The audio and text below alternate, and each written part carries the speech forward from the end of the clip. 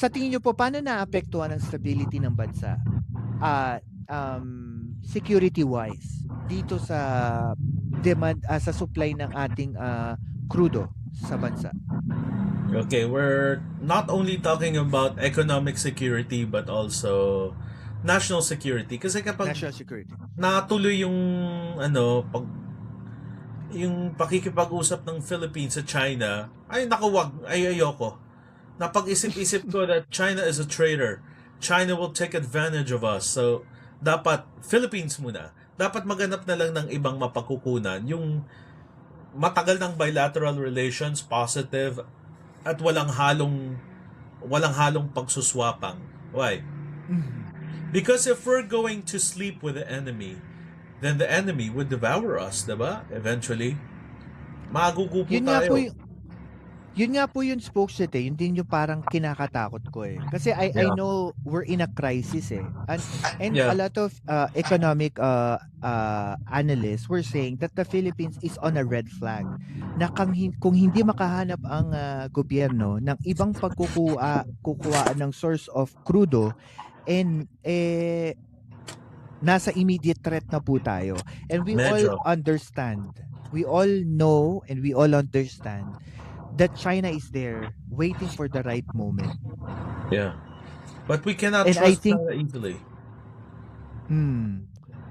pero yun nga no. So I hope na hindi sila talaga sa Russia. I hope President Marcos will take Russia as the least country. Sana mag-exhaust pa siya ng iba pang 'di ba Yeah. pagkukunan ng crudo. Isa pa na gusto ko ding malaman sa inyo po, ano naman ang risk naman nito sa international policy? Especially we're on the process of in a part of like being in balance dahil may pangangailangan tayo which is yung crudo. Pero because of this, we will need to ask for other countries help. Tingin niyo po ba magbabago ang international policy or kailangan magbago ang polisiya? We have to look for May other sources.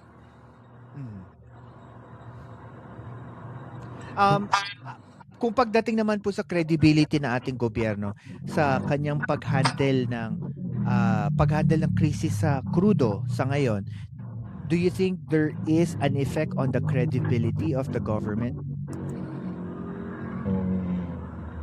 Yes, of course. Why? Because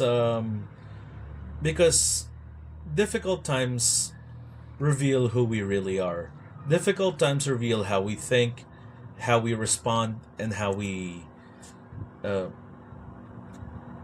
accept accountability and responsibility.